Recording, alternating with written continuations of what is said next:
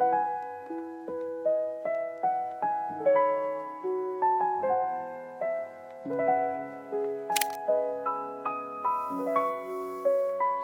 guys, so I wanted to ask you another question here and write on the comments down below. And hey guys, so I wanted to actually talk to you guys about project delays. Whether you're a project manager, whether you are a CEO, a COO, a director, anyone within the company, right? It could be just even a marketing assistant. When you have a project and you want to stay on top of whoever you're managing, your budgets, and the project deadline, I want you to think about a couple things. One thing is it realistic with your timeline? Are you over-promising and under-delivering? Or if that is possible? And I'm not saying that you shouldn't make your goals or you should make your goals easy to obtain or anything like that. And obviously, depending on the company that you're working for, you are probably going to have different expectations, right? Your CEO might be a complete ass and expect the world out of you. And trust me, I've been there, okay? I've been working for underneath someone that is like that. But now that I'm a business owner and I see how people work and I'm seeing the inner workings of a company and how everyone is operating, it all comes down to the SOP, which is a standard operating procedure. And when you don't have a good SOP made up for your company, everyone is kind of running around like chickens with their head cut off, right?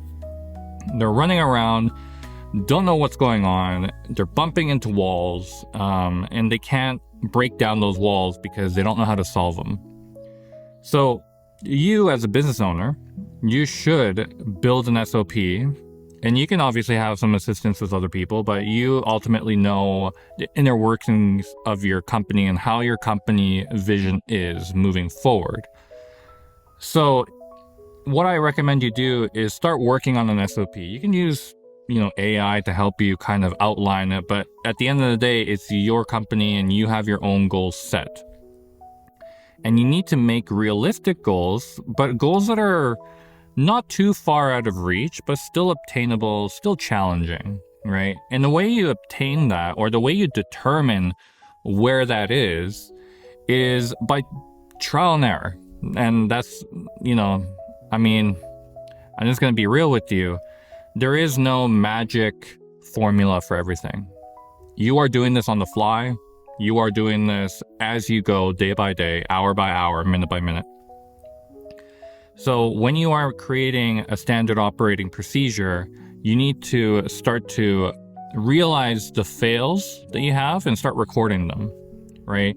I think a lot of people just kind of go business and do entrepreneurship and they don't really record anything down. They don't have a record of all the failures because they don't want to record that because of, it's mentally draining to them, it's unmotivational, whatever the case. But those fails are going to be someone else's education, right? Just like how I'm making these videos to you guys and I'm telling you all these kind of things, the problems that I've had.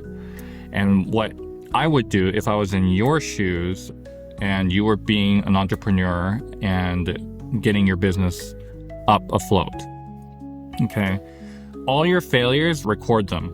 I don't care if it's business meetings that you had that failed, maybe you didn't manage people correctly, people got fired, or they left the company because of your decisions or other people's decisions, or how maybe it's the company environment altogether. These are the types of things that you should be recording down, all your failures. And you need to address them and create an SOP around those failures so you have a general guideline for new employees that onboard your company. What are the company environments like? What software are you using? How do you set up email templates? How do you work or train people on CRMs? what type of business partnerships you currently have right now? Who are your current leads right now for business partnerships? And so these are things that you should already have outlined. And you need to create an SOP for one general company outline. Okay, whether that's company environment, some people have, work attire, all that kind of stuff. And then you need to create an SOP for each department in your company. So whether that's marketing, finance, HR, all those kind of stuff, okay? And the way you build those ones, if you're not a CEO or someone who's very familiar in every single department, you're gonna have to rely on the people that you hire to start creating the SOP with you.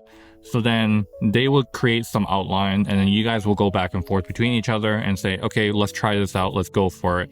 And SOPs get better over time, or they need to pivot over time. You're not going to have an SOP that's going to last for 10 years. It's just really unhealthy. Times change, technology changes, AI is going to take over a lot of people's jobs. There's going to be a lot of negative effects with AI for business, but also a lot of positives to go along with it. So times are going to change. You need to change up SOPs. And so I highly recommend you guys to put it on priority when you create a business. Business plans are, those are kind of like a non-negotiable thing that you should do. You should get into the practice of okay, how about this? I'll step back a little bit. The couple things you need as a company owner when you start is a business plan, and you need to get used to doing pitch decks, okay? In a business, we used to call it one person can do a deck a day, right?